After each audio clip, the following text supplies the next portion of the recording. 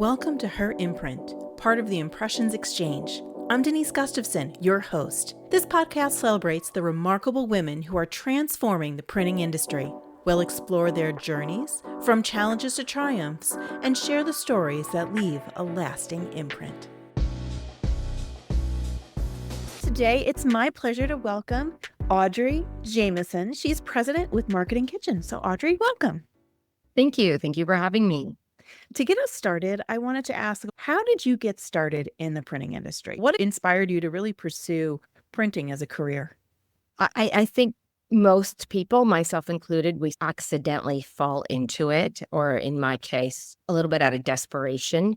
After university, I waitressed a lot, which kind of comes back into play in sales. I always say waitressing is the foundation of sales. And I sold advertising for just over 6 years. Use the old school term, dialing for dollars. You're peddling space. That really got me into cold calling and loving sales, which again was not a career that I thought I would ever be in. Then I left selling advertising because it was 1997. I thought the world is in software. So I moved into software sales, which I hated. And I would say I only hated it because I was actually really bad at it. And you never love anything you're not good at.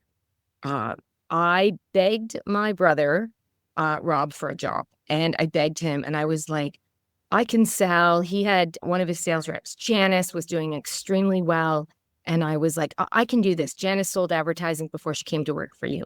After wearing him down for about 6 months, he finally hired me, and he owned a good-sized direct mail and fulfillment shop. And we actually did a lot of fulfillment in those days, but we're also doing quite a bit of direct mail for companies like IKEA, both the Canadian portion and the US portion. So he brought me on, and I literally just kind of fell into it, but I actually fell in love with it within a couple months. What I loved about it was the fact you were actually selling a service. So in advertising, when a budget got cut and they took all their print dollars and put it in broadcast, there was nothing you could do about it, or almost nothing. In selling print and direct mail, you just had to be really good at it. You had to offer ideas. You had to offer suggestions. You just don't put the ink on the paper. You're always thinking. It's all about service. And that I could control. I fell in love with that aspect of the business. And that was how I got started. That's really interesting that you started waitressing, which, like you said, it's customer service and sales in certain ways. Absolutely. Yeah. You're hustling. You're meeting new people every 2 minutes. You're servicing them. You're upselling them. You're working for tips, which is sales. So absolutely, I think it is the foundation for sure for all good salespeople. Unfortunately, at quite a young age, my brother got sick. And company at that point we were almost 200 employees. It was called the FSA Group. In 2011, he passed away. And just before he passed away, he had sold the business to a much larger data and forms print company here. And at that point, I thought, I already worked for 2 large companies when I was selling software, and I was not made out to be a good corporate citizen. But I'm going to give this a go because the company that purchased us was extremely empathetic to my situation working there, to my family, to all of the foundations that Rob supported. So they really treated us extremely well. Like they were a couple thousand employees, so very different environment. And I knew I wouldn't last there forever. So 2.5 years and I was getting antsy. But I think it was when they closed down our plant in Markham and moved us. They created a satellite sales office for us, but I'm pretty hands-on. They moved most of the employees and all the production work to Mississauga, or if you are familiar with the Toronto area, it was quite a distance. That was when I chose to go out on my own. And I thought, I'm going to try and build my own business and do this, and I'll just broker and get started that way. And I've got some really loyal customers, and I really understand their business. And then if that doesn't work out and I fall flat on my face, I will go work for someone else. I will be a sales rep for them. But at least I won't be telling them how to run their business because I will have already tried and failed. So that's kind of how Marketing Kitchen got started. So I started it on April 1st, 2014. That is quite a journey to get to where you are. What was it about print that really interested you and really inspired you to want to start your own business in print? I think like anything in life, when you're good at something and you love it, they always say, if you love what you do, you don't work a day in your life. I think having sold magazine advertising, being tactile, moving into the print world, which was also very tactile and direct mail. I loved working with our clients on direct mail campaigns because you could see the results with them. You could tweak creative offers. You could take a look at human behavior when the responses came in. I just love that whole aspect of it. And again, I loved providing a service for clients. I loved providing ideas. One of my sales reps and I say, we have a million ideas. Some of them are actually even pretty good. We love being able to offer those up. Yeah, it was paper stocks and ink and creatives and the graphics and the design and pulling it all together and coming up with new formats. All of that I fell in love with. And again, I was good at it. So when you're good at something, you usually tend to love it. Yeah, and especially when you're getting good results, your customers are happy and they're maybe not showering praise on you, but they're really happy Yeah. about what you're doing and what you're doing for them and how you're helping their businesses grow. It's symbiotic in a way because you're helping them, they're happy with their thing, they let you know, which makes you even happier to be working with them, and it just keeps going that way. Absolutely. And then they leave and they go somewhere else and they bring you along. So now you have that original customer. Now you have a new client. And then you are very confident. And I'm one that loves to cold call because I love that whole chase. You know, love you're cold confident. calling? Yes. Because it's fun, right? You can be anybody you want to on the other end of that email or the other end of that phone or that fun direct mail piece you're sending them. You're not actually physically knocking on their door and getting it slammed in your face. But to know that a customer is here because of you, if they didn't call in, it wasn't a referral, but you actually reached out and landed that business, that's probably one of the best feelings in the world. I just can't believe that you like cold calling. I think that's probably a salesperson's worst nightmare is to be given a list and say, here, have at it, go prospect. But for you, you cherish that time to really start making those relationships because that's honestly what it grows into for you is you get those deeper relationships and it starts with that first phone call. Yeah, my dad once said to me, how much did you sell today? And I said, oh, I sold 4 ads and doing this. And he said, how many no's did you take? And I said, I didn't take any.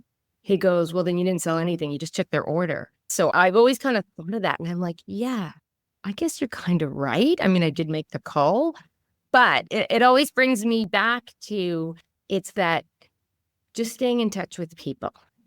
I have a new rep here and she says, just say to people, I don't need to be your number one, but maybe I could be your number 2. And then just staying in touch and show the tenacity and the persistence of keeping in touch with them, because then that shows them what they're going to get if they ever decide to move the business to you.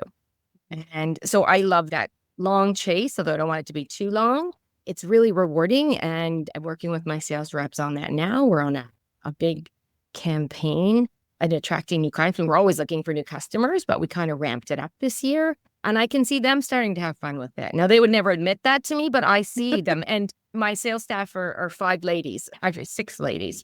It's a great team. And I'm loving watching them do the cold calling, or we call it warm calling, because we send them some pretty fun stuff before we start to call and email them. So they already kind of know who we are before we actually get on the phone to them, or I mean, who answers their phone these days? Really, it's through email. Mm-hmm.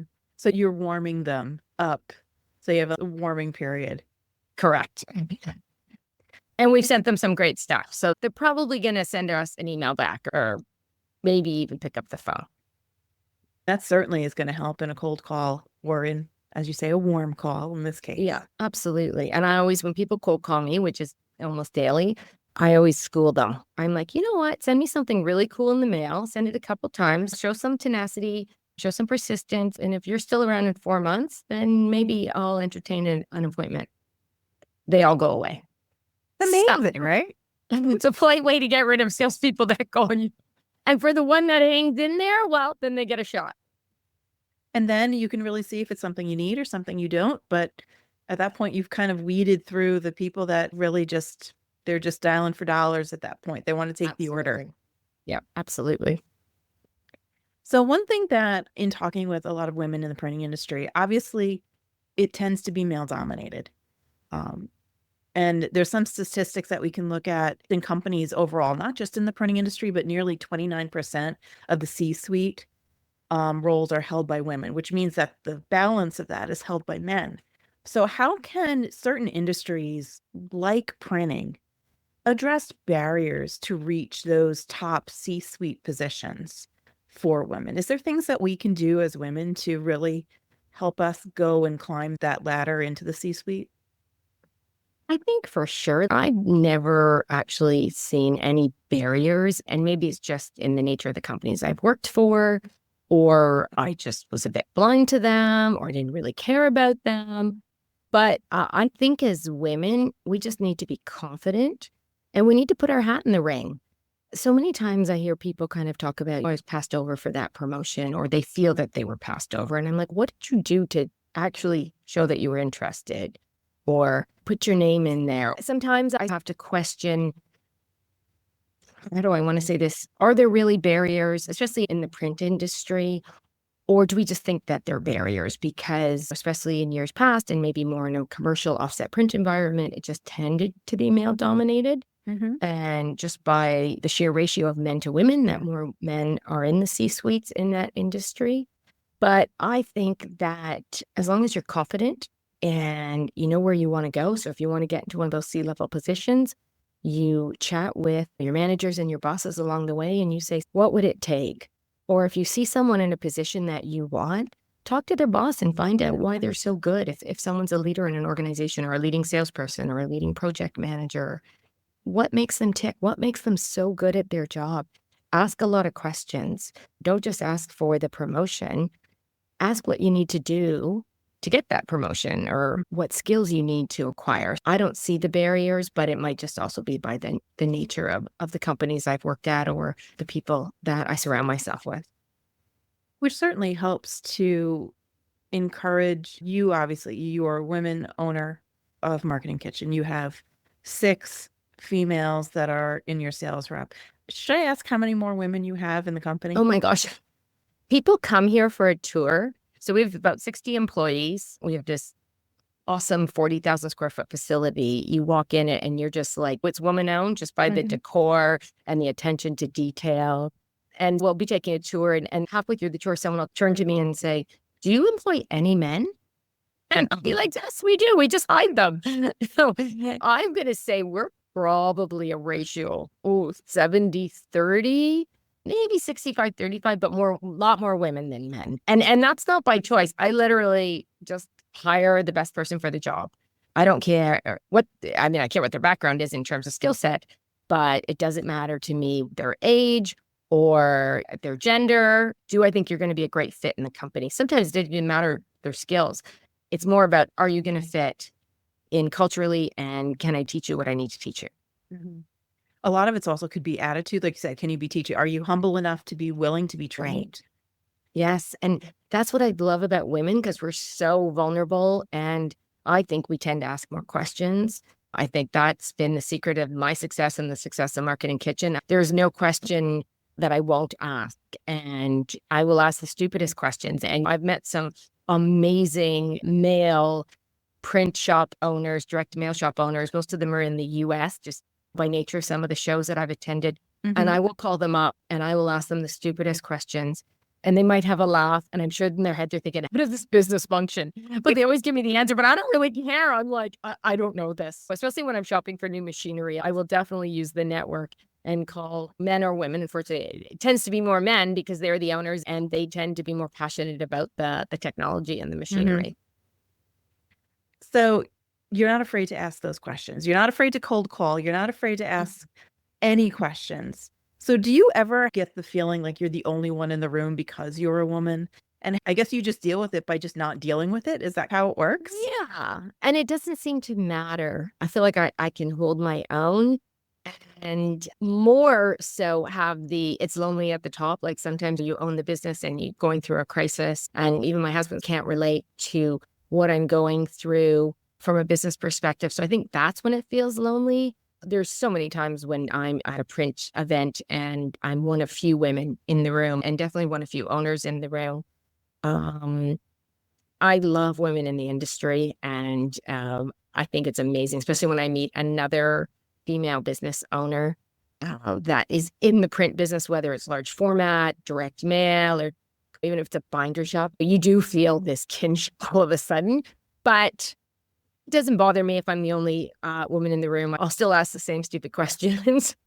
And it's all I'm sure good. it's not a stupid question. I'm going to say that. Some of them are, but that's okay. I get the answers. That's what I need. Stay curious.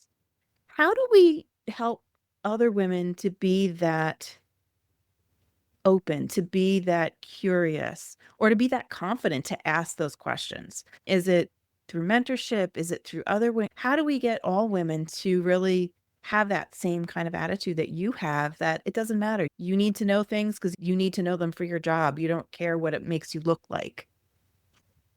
That's a great question. And I could tell you certainly that 25-year-old Audrey is not nearly as confident as 56-year-old Audrey. So I definitely think you grow into your confidence. But I would say, especially young women, surround yourself by strong women if you can. And as a strong woman myself, and I have a lot of young ladies working here, which just fuels me. I love it. Be confident. Know your stuff. Work hard, stay super curious, keep asking questions, just keep asking questions. Do not worry. Get really good at what you do, because then you'll actually get passionate about it, and don't take no for an answer. And I think it's really important, and I should probably do it more, to tell them what they're doing extremely well. Give them that confidence. I always think as a parent, the best thing you can do for your kids is to give them confidence. They have confidence, the world's their oyster. So I think that is the same with your employees. If you can give them confidence, and as I say this, I'm maybe living in a glass house and think, I have to make sure that I'm doing that, because being curious, asking questions, but being confident about that, it's pretty key. And I think for us, a lot of our actions, we want to maybe correct bad behavior. So you're always telling them or telling people, oh, you did this wrong, or maybe you could do this better. But in some ways that could be discouraging. So instead, why not do more of the encouraging and really, hey, you did a great job on this project. Thank you for being so attentive to the details, etc. Because I think it also helps, like you said, build that confidence. It does. And easier said than done, because we tend to gravitate to what's going wrong, right? I can micromanage like there's no tomorrow. And it really just put out all the flaws in a project, as opposed to going, hey, we got it out on time. Let's course correct on the next one. But agreed. I think people do, need to, on any project, even if it's gone totally sideways, there has to be some great aspects of that project, or at least some great takeaways. Whether it goes good or bad, there's something to learn from anything that we've done. So what are those at that point? Maybe something goes completely sideways, but there still has to be good from that, because obviously the job has finally gotten out. It's finally done. What can we learn so that way we can make this better the next time we have this type of job? Yeah, absolutely. Just take the takeaways to improve the future. Through your career, you've had many different roles. What would you say would be one of the most difficult challenges that you faced in your career? Was it buying and starting the business? Was it something else? So that's a great question. I've definitely had lots of challenges. I think when my brother passed away, just getting up and going to work was a challenge, because if you think about it, when a family member passes away, you can go to work and you can escape. But it was if a work colleague passes away, you can go away from work to your home life and escape. But this was kind of all around me. So I would say that was a huge challenge. But from that, I think I developed an inner strength that was probably how I could leave a well-paying job to a completely non-paying job for a couple of years. I think I found an inner strength in me having gone through that. Certainly one challenge. COVID was another challenge, right? Now you're running a business. I think at that point I had 50 employees and the world is shutting down. So that was a huge deal. How am I going to keep these people employed? We just went through a Canada Post strike for 5 weeks, where we are a direct mail digital shop. 90% of what we do goes out in the mail. When you don't have a mail service for 5 weeks and you have 60 employees, That is also another tough challenge. Yeah. These people still have mortgages to pay. They still have kids to put through university. And we're like a family here. So for me, it was like, okay, we're going to, even if it means taking every piece of inventory off those shelves and wiping those shelves down, people will have a job here. They can choose to stay home if they want, but there will be a paycheck here for them. Laying them off was not going to be an option for me. I just felt I couldn't do that to them. Fortunately, it got resolved just before Christmas. But again, that was another challenge. So I'd say there's been lots of small challenges along the way. I do feel that through all of this, we always come out, especially through COVID and then through this recent Canada Post strike, we come out stronger. Mm-hmm. And with COVID, it's something we never really anticipated. So how do you even plan for something like that? With a strike, maybe you can plan a little bit if there's inklings of it coming. That's hard to plan for these kinds of things. Yeah. And with a strike that's mail, yeah, we used alternative couriers, but the mail is the mail. There's only one mail system in Canada, just like the US. Mm-hmm. We were being told it was going to be rotational. So the mail might be delayed by a day, but not in a million years would I have ever thought it would almost go on for 5 weeks. 100% full shutdown before Christmas at our busiest time of the year. That's the time we make the money, November and early December. That's when most of the campaigns, that's when all my staff get overtime. So I never anticipated that. And there wasn't even a plan I could put in place because there is no other way to get the pieces out as cost efficient. You don't have an option. The other thing is people are driving house to house, handing out the direct mail. Yeah, which is almost impossible. Trust me, we thought of that. We brainstormed, but that's so yeah, lots of small challenges that come your way where you don't think you're going to get out of them. I can laugh about it now. If we were doing this a month ago, I'd probably be crying. Chatting with you, but here we are. Now, in terms of your president, you're running a business, you still have a family. I have 2 kids and a husband. My kids now are 24 and 26, but they were just 13 and 15 when I started the business. How do you manage a home life, a work life? Does one take priority over the other? How do you have that balance in your position? First off, you marry a saint, and that's rule number 1.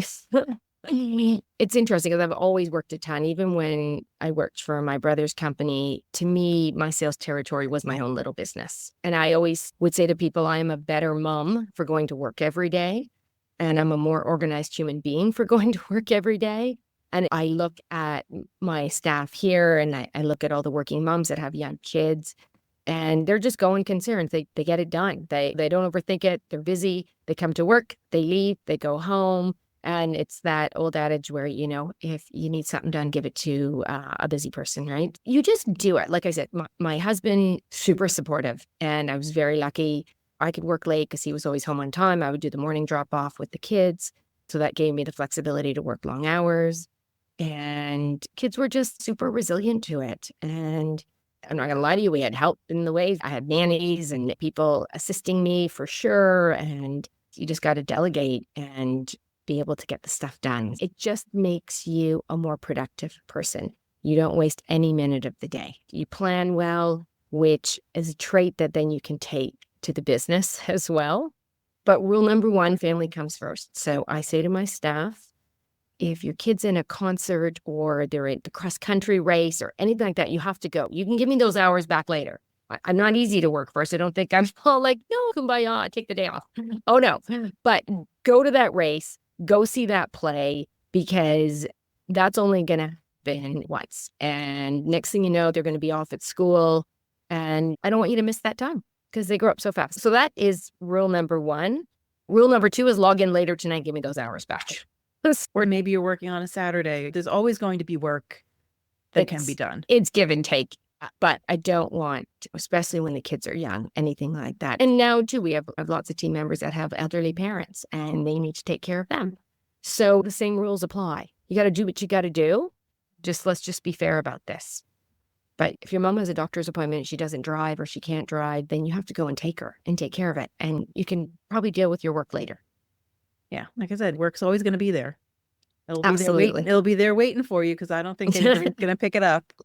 Unless, of course, there's an emergency. Then there's a whole different set. But for your day-to-day stuff, it's a whole different story.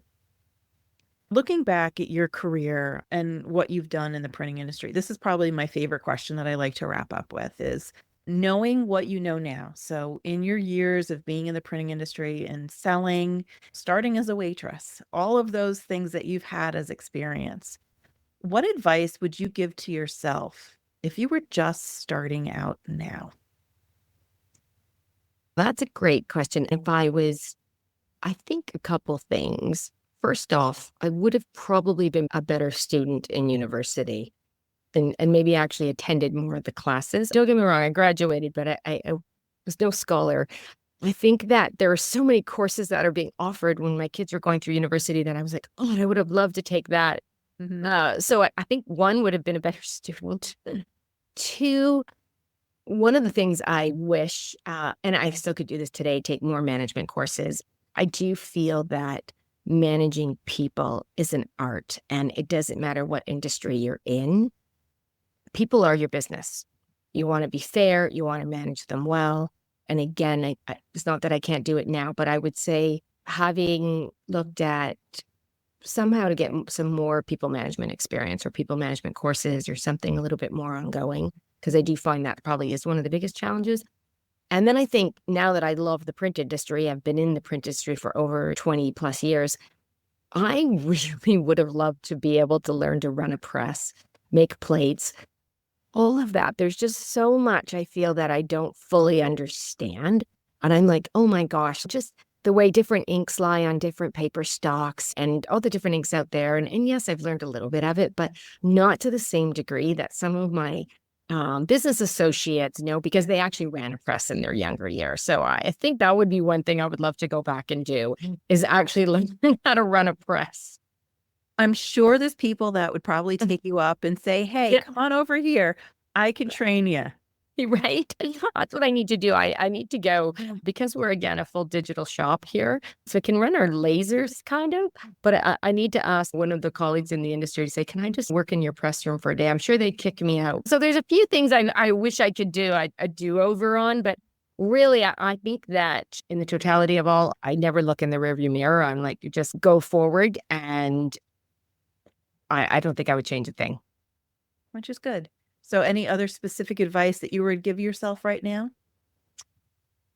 No, it's funny. People always say you got to start taking more time for yourself. And I'm thinking, if you love work, which I do, then why do I need to take more time for myself? If I love working on a Saturday or a Sunday and that gives me joy, then that's what I need to do. But I think someone looking from the outside in would say, oh, you need to take more time for yourself. And I always sit back and go, oh, should I be taking time for myself? But I think you got to go with your gut. My gut instinct has never let me down. So my gut instinct says just keep doing what I'm doing. And you're running a successful company and you have a lot of happy people working for you. So something is going right. Yeah. I always say not every day will be good, but there's some good in every day, as we joke about here. So yes, absolutely. I'm really blessed. And again, it comes down to timing, a bit of luck, hard work, and being with the right people every day. Audrey, it was a pleasure taking some time to chat with you today. I really appreciate it. Well, thank you so much, Denise. It was great chatting with you as well. Thank you for joining us on this journey to celebrate and amplify the voices of women in the printing industry. If you have a story to share or know someone whose journey deserves to be highlighted, we'd love to hear from you. Together, let's continue inspiring and empowering the next generation of leaders. Until next time, keep leaving your imprint. This is Her Imprint. See you soon.